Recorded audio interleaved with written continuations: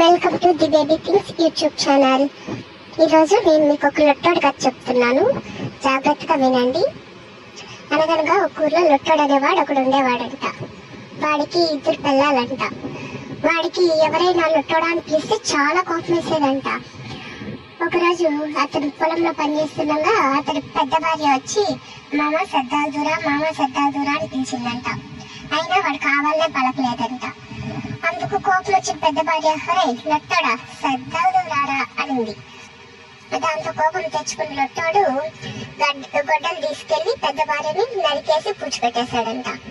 ఆ తర్వాత మధ్యాహ్నం 2వ భార్య సంగడి తీసుకొచ్చి మామా సంగడి తిందురా అని పిలిచింది.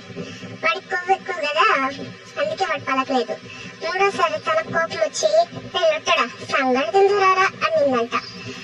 వాడికి కోపం వచ్చి మళ్ళీ ఏం చేశాడు, కట్టెత్తుకోపోయి 2వ భార్య నరికి పెద్ద భార్య పక్కన పూడ్చిపెట్టేశాడు.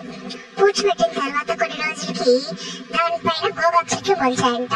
వీడికి గోగాకు అంటే ఇష్టం ఉన్నందువల్ల గోగాకు తీసుకెళ్లి కూర చేస్తా అన్నాడంట. చేస్తా అంటే కొత్త అని ఉడకాల్సిన గోగాకు కొత్త లొట్టడా అని ఉడికిందంట. వాడికి కోపం వచ్చి ఆ గోగాకు అంతా తీసుకెళ్లి ఆవుకు పూర్తిగా పోసేసాడంట.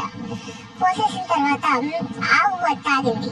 తాగిన ఆవు ఏమనింది, అంబా లొట్టడా అనిందంట. వాడికి కోపం వచ్చి ఆవుని కబేలాకిచ్చి దాని చర్మం ఒలిపించుకున్నాడంట. ఆ చర్మాన్ని చెప్పులు కుట్టేవాడికి ఇచ్చి చెప్పులు కుట్టించుకున్నాడు. ఒక రోజు వాళ్ళ బంధువులు పెళ్ళుంటే కొత్త చెప్పులు వేసుకొని బయలుదేరాడంట. వెళ్తూ ఉంటే కిరికిర్ అనాల్సిన కొత్త చెప్పులు కాస్త కిరికిర్ లొట్టడా అన్నాయంట. ఆ మాటతో చాలా కోపం వచ్చిన లొట్టడు ఏం చేశాడంటే ఆ కొత్త చెప్పులు తీసుకెళ్లి బావిలో పడేశాడు.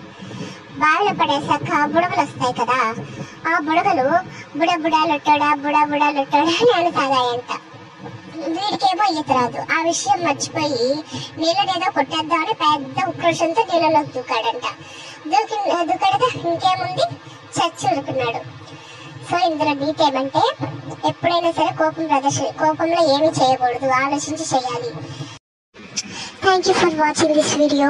ఇలాంటి మరెన్నో కథల కోసం please like, share and subscribe the baby things YouTube channel.